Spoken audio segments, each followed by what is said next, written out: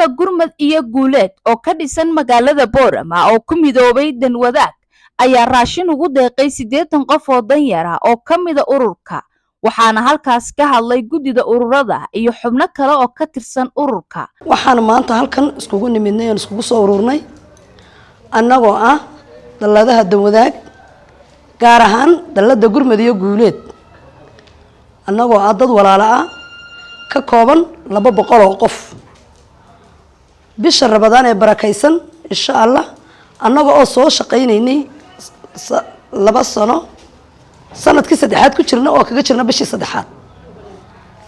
waxaan intaa ka soo shaqaynaynay walaalnimo iskugu tagnay inaan istaakulayno oo iska warhayno kaayaga buka iyo kaayaga baahan iyo ka intaal yar baan ogaano.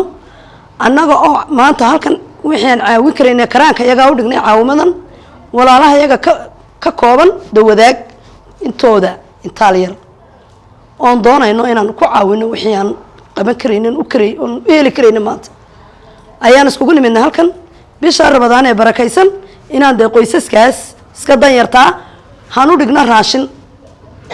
hadafka iyaguna waa sidaan kolka horeba isku taakulaysan lahayn dadka walaalaheena ee de iska danyar.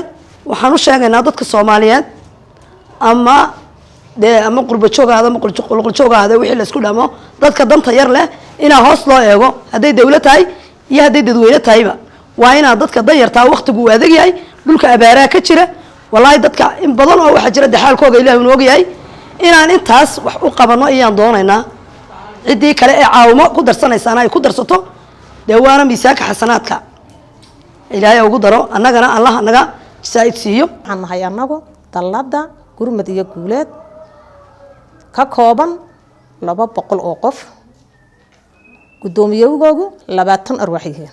waxaan halkan u taaganahay aan u xil qaadnay inaan walaalahayo caawino wixii karaankayaga ah, isku tashanay wada tashanay walaalnimo is aqoonsi inta baan ka gugaadnay.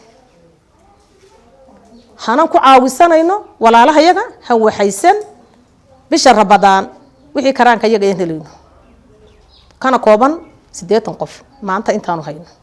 maanta halkan waxaan u joognaa dallada gurmad iyo guuleed waa 200 oo qof sida halkaas ku sawiran yihiin. ururadu waa kuwa magacaantoodu halkaas ay ku taxan yihiin waa 200 oo ah ururkiiba 20 qof ka kooban yahay.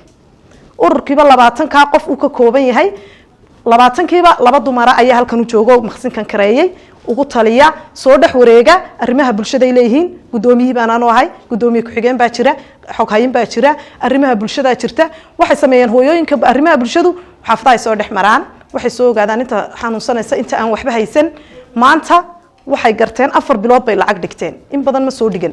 markii hore waxay sameeyeen hooyooyinka waxba haysan bay shaqo geynayeen oo lacagta yar isku geystaan hay ku shaqo geynayeen sida gagada oo kale, sida xabuubleyda oo kale, waxyaabo badan. hooyooyin badan oo waxa jirtay oo shoomeer ka yahay odagoogu oo hadda maanta iyaguna shaqeeya oo bulqii balcadiya bariigii yaraaba ilmahoogii u abooday. alxamdulillah waxa keentay taasina way isku tagaa Ilaahay tawfiiqa isku keenay ayaa mahad leh.